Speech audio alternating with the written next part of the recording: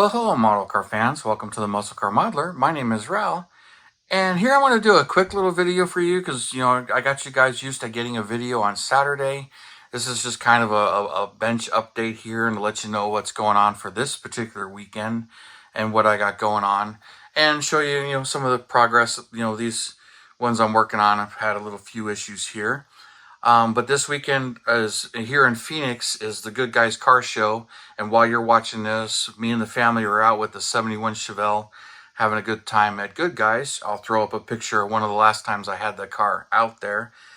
And so I'm sure we're having a good old time here. Hopefully it's not too much mud and stuff out there from the rains. At the same time, the USAC build is actually due Sunday. I'm going to have a video of that 68 Dart launching Sunday, showing you that whole build. But for today, I'm just going to show you a couple of kits, a little bit of update I've been doing, and one thing that kind of made me laugh because there are struggles with some of these and some of the things that are going on.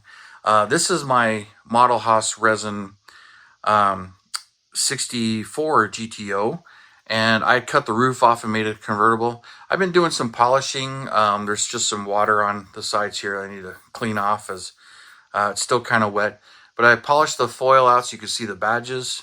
Trunk one came out really good. Those came out nice. That as well. So this is getting pretty much ready for clear. Yeah, I still got some water on it because I was working on it a little bit ago. When I decided that I was going to do this video anyway. But this body's come out really nice. You can see the windshield frame I repaired, which is kind of funny.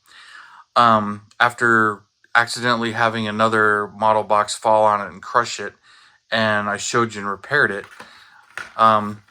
Somebody had mentioned something about my 71 GTO project, and I happened to dig back into here just to remember the seats and everything. And what's that sitting right on top? A Model Haus replacement convertible windshield frame. I guess it's 64 to 67 GTOs. I had completely forgotten I had this. But too late now, I've already used it, but these are all the resin parts that I've had sitting in here on this 71 convertible that I started a long time ago. Well, actually back in 2008. But multiple starts anyway. This is a whole nother story for a whole nother episode. But anyway, got this repaired, pretty much ready for paint. And some of you talk about, my polishing and how, not taking my time. I did have the same thing happen to the hood on this one where the foil decided to pull the paint out from under it. So I've got a little bit of paint touch up to go on this. I do have a little bit more paint. So hopefully this weekend I'll be able to touch this up and then refoil it and get it to match that. But it just happened to grab the foil and pull the paint. So it happens. It's not the end of the world. There's always a challenge. Same thing kind of happened here where I was, shooting the semi-gloss black and getting all the bits here.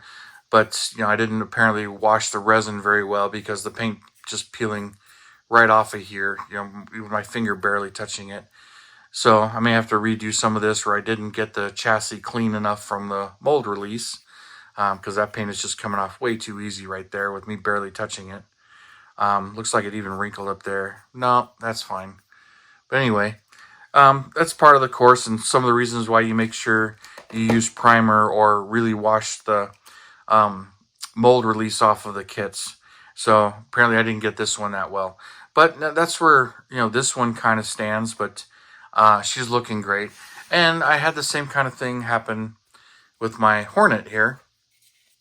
Doing the same thing. Check out that Hornet badge right there. That came out beautiful as far as polishing the foil out and getting it there. But I did put some foil on the handles to keep the paint from building up in there. And I pulled it off. I was using it as like masking paper, masking tape. Worked really good, but for some reason, this particular side decided to peel some of the paint away from the handle. So I've got to touch up and paint this, but I haven't put any of the decals on, and I still got some paint. So I'll touch that up and fix that. And then this thing's pretty much all ready for the decals. So I'm pretty happy with that. So a little sneak peek there on this one. So this body is pretty much ready, but I'm super stoked about how those emblems came out there. So trying to get close to the camera so you can see him without getting too close, because then it shadows it. Well, that works pretty good though, so you can really see it. When I get this close, you can see how much foil is under the paint. But the clear will hide that or blend that in a little bit as well. But this side's got a bit more paint on it. And if I get a little bit of overspray paint on it, I can polish it back again to get that back out. But I do have to fix that door handle. There you go. You can see where it just peeled away right there. So that was disappointing, but not the end of the world. But this is pretty much ready. The other thing I got to kind of work on too is this hood got tight. After painting it, it got kind of tight. So I may sand the sides of this to give me more clearance again, and then repaint the hood as well. So just little details, things that I may or may not share with you in the past, where I tweak things where I think I'm ready for paint, and then I run into something like that. Engines painted, pretty much ready for the detail painting and stuff. But this one's just cruising along too. But I got 6 of them bouncing around on my desk, which is why I haven't gotten a whole lot completed lately. Just have a little issue here and there. But that stuff just happens. It's all part of the course. But the fact that I saw that windshield frame kind of cracked me up. It's like, all right, totally forgot I didn't have that, but I had already repaired it. Got the motor kind of pre-assembled for the 64, and this one's going to be tri-power as well. I just need to prime it and paint it body color and clean this oil pan line a little bit better. It's not the greatest as far as kit goes, but that's the parts that were in this for that time frame. But that's what I have here, so I'm not worried about going full detail with this. Just kind of enjoying them as I'm building them.